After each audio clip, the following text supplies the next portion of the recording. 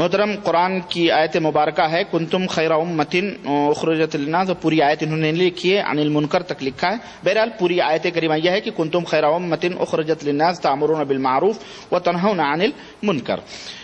اس آیت کریمہ میں اللہ تعالیٰ بندوں کو حکم دیتے ہیں کہ تم میں ایک ایسی جماعت ہو جو نیکی کا حکم دے اور برائی سے روکے۔ سوال، اس سے مراد کون سی جماعت ہے؟ سوال نمبر 1، اس سے مراد کون سی جماعت ہے؟ اس سے مراد وہ جماعت ہے جو لوگوں کو بھلائیوں کا حکم دیتی ہے اور برائیوں سے روکتی ہے، یعنی جو لوگوں کو برائیوں سے روکتی ہے اور بھلائیوں، وہی جماعت مراد ہے۔ اور ظاہر ہے کہ یہ جو روکنا ہوگا برائیوں سے اور بھلائیوں کا جو حکم دینا ہوگا وہ اللہ اور اس کے رسول صلی اللہ علیہ وسلم کے فرمودات کی روشنی میں اور انہی کی باتوں پر ہوگا، سمجھ رہے ہیں؟ یعنی بھلائیوں کا حکم دے۔ بھلائی کیا ہے؟ وخیر الہدی ہدی محمد صلی اللہ علیہ وسلم، تمام قسم کی بہترین ہدایت اور بہترین باتیں کس کی باتیں ہیں؟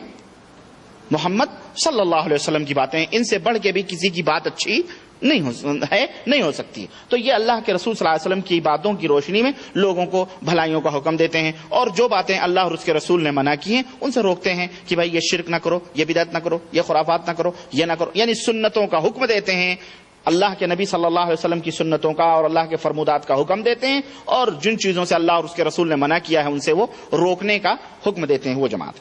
سوال، جماعت کے اصطلاحی اور لغوی معنی کیا ہیں؟ جماعت کے معنی ہیں گروہ کے، جماعت کہتے ہیں گروہ کو، جمع سے ہے یعنی چند لوگوں کا جمع ہو جانا، یہ ایک جماعت کہلاتی ہے لغت کے اندر۔ اگر بندہ انفرادی طور پر راہ حق پر چلے تو اس دنیا میں مسلمانوں میں اجتماعیت کم قائم ہوگی۔ دیکھیں، بندہ اگر انفرادی طور پر اگر پورے کے پورے لوگ جو ہے غلط راہوں پر ہیں، گمراہ ہیں، تو اگر وہ اکیلا بھی ہے تو وہ الحمدللہ وہ ایک جماعت کہلائے گا۔ حضرت عبداللہ ابن مسعود رضی اللہ تعالیٰ عنہ فرماتے ہیں کہ تم اتباع کرو، اتباع کرنے میں تم اکا اور تنہا اگر ہو تب بھی تم ایک جماعت ہو، اور اگر لوگ اتباع نہیں کر رہے ہیں تو وہ جماعت ہونے کے باوجود بھی وہ گمراہیت کی طرف ہیں۔ تو میرے بھائی یہ ہے اصل میں اجتماعیت قائم کب ہوگی؟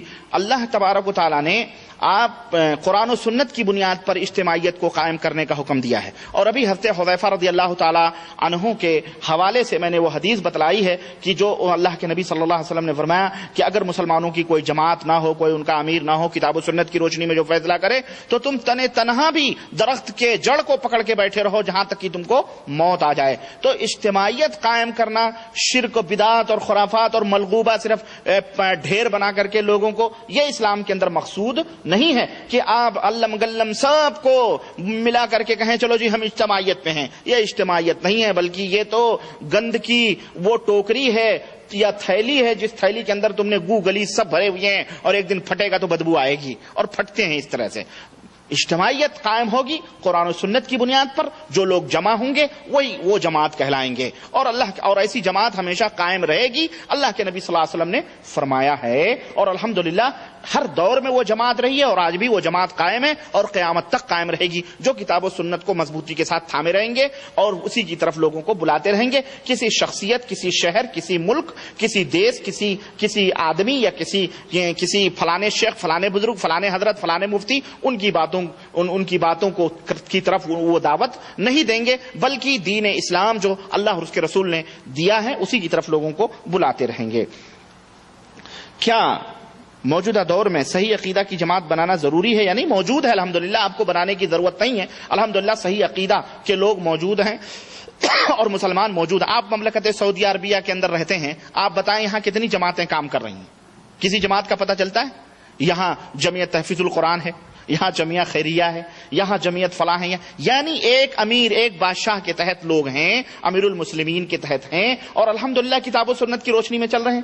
ہمیں بھی اسی طرح کی فضا کتاب و سنت کی روشنی کی قائم کرنی چاہیے۔ یہ نہیں کہ فلانے جماعت کے بانی فلانے حضرت علامہ ہیں، وہ اس کے مؤسس ہیں تو پورے کا پورا دین اپنی جماعت کو سمجھ رہے ہیں کہ جی ہماری جماعت ہے، فلانے بانی فلانی جماعت کے وہ حضرت ہیں، اور پورے دین کو سمجھ رہے ہیں کہ ہم ہی اس کے الگ ہیں، وہ فلانی جماعت، وہ فلانی جماعت، یہ دیوبندی، یہ بریلوی، یہ قادیانی، یہ مرزائی، یہ بائی، یہ مودودی، یہ خوجہ، یہ بہری، یہ اسماعیلی، یہ حنفی، یہ تمام سب خرافات ہیں، یہ تمام سب بدعات اور ضلالتیں اور گمراہیاں ہیں۔ ان سے آدمی کو ہٹ کر کے قرآن و سنت کتاب اللہ اور سنت رسول اللہ صلی اللہ علیہ وسلم والی جماعت جہاں بھی ملے اس کے ساتھ اس کا ساتھ دینا چاہیے، اس سے محبت کرنی چاہیے، اس کے ساتھ مل کے بیٹھنا چاہیے۔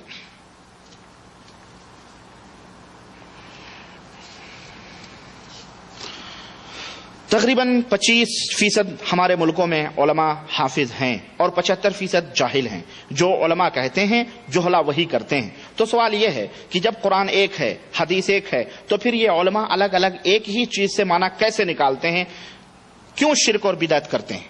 میرے عزیز، میرے بھائی، یہ یقیناً ایک بہت بڑی ٹریجڈی ہے کہ قرآن ایک ہے، قبلہ ایک ہے، نبی ایک ہے، حدیث ایک ہے، لیکن یہ علماء متفق نہیں ہیں، مختلف ہیں۔ اور ہم بھی یہی کہتے ہیں کہ اگر یہ علماء متفق ہو جائیں تو امت کے اندر اتفاق پیدا ہو جائے گا اور اجتماعیت قائم ہو جائے گی۔ لیکن حقیقت یہ ہے کہ شیطان کا بھی تو تھوڑا بہت حصہ ہے نا اس دنیا کے اندر، جو امت کو گمراہ کرنے کے اندر لگا ہوا ہے۔ تو یہ شیطانی فتنے ہیں جو علماء کو جو ہے گمراہیت کے راستوں پہ ڈالے ہوئے ہیں، اور جہلا جو 75% ہیں وہ بھی شیطانی شکنجوں میں ہیں۔ ان کے دماغ میں یہ بات نہیں آتی ہے کہ ہم نے کلمہ کس کا پڑھا ہے، اللہ اور اس کے رسول کا پڑھا ہے۔ تو ان کو سمجھنا چاہیے کہ جب اللہ رسول کا ہم نے کلمہ پڑھا ہے تو اللہ رسول جو کہیں گے وہی ہمارے لیے دلیل ہوگی، نہ کہ یہ ملا مولوی جو کہے گا وہی ہمارے لیے دلیل ہوگی۔ کوئی بھی ملا، کوئی بھی مولوی، کوئی بھی محدث، کوئی بھی شخص کوئی بات کہے تو اس کو پوچھو کہ حضرت یہ جو بات آپ کہہ رہے ہیں اس کی کیا دلیل ہے۔ اگر وہ آئیں بائیں ماننا شروع کرے اور ادھر ادھر کی آول فول بکے تو کہہ دو بھائی مع السلامہ، جاؤ بھائی ویسا ہٹ جاؤ۔ لیکن اگر وہ قرآن کی آیتیں پڑھ کے اور صحیح آیتیں، یہ نہیں کہ مارے گھٹنا پھوٹے سر آپ پوچھیں دلیل کس کی، اور وہ لائے ایرانی تورانی اور گھما پھرا کر کے کہے دیکھو اب ثابت کر رہے ہیں، یہ ایسے لوگ میں سمجھتا ہوں اس امت کے چور اور اس امت کے حرامی علماء ہیں۔ حرامی مینس چور،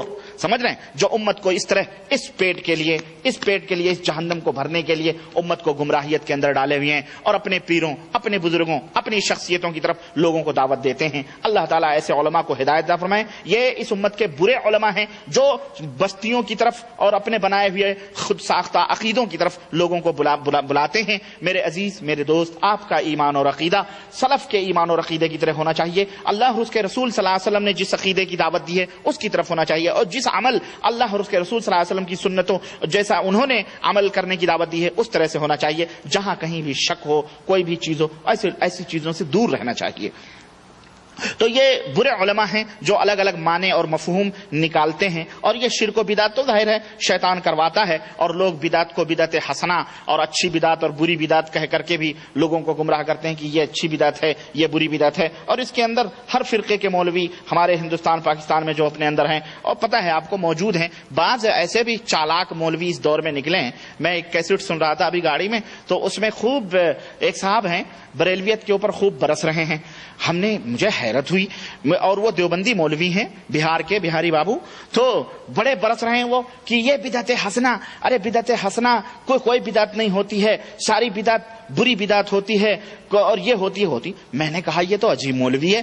ارے اس کے مولویوں نے خود، ان کے علماء نے، دیوبندی مولویوں نے بدعت کی نہ جانے کتنی قسمیں کی ہیں اور اس میں بدعت حسنہ اور بدعت سیئہ کو بیان کیا، لیکن یہ بریلویوں کے مقابلے میں سب کو جھاڑ رہا ہے۔ لیکن اگر اس کے گھر کا آئینہ اس کو دکھایا جائے تو میں سمجھتا ہوں فبہت الذی کفر والا مسئلہ ہوگا، ہے کہ نہیں، مبہوت ہو جائے گا یہ۔ لیکن ایسے لوگ بھی ہوتے ہیں جو اپنے مد مقابل کے لیے خوب علی الاعلان نہ جانے کیا کیا بکتے ہیں، اپنے گھر کی باتیں چھپا کے رکھتے ہیں۔ ایک آدمی تھا تو کہیں گیا، تو ایک جگہ گیا تو عقل مند آدمی کے پاس، تو کہنے لگا کہ ہمارے گاؤں میں ہمارے گاؤں والوں کی جو برائیاں ہیں وہ بتا دو۔ تو اس نے کہا فلانا ایسا، فلانا ایسا، فلانا ایسا، فلانا ایسا، فلانا ایسا، فلانا ایسا، سب بتا دیا اس نے۔ کہا ٹھیک ہے، اس کو ایک گٹھری میں باندھ لیا اور کہا ہمارے بھی عیب بتا دو۔ کہا تیرے اندر یہ عیب ہے، یہ عیب ہے، یہ عیب ہے، یہ عیب ہے۔ کہا ٹھیک ہے۔ اب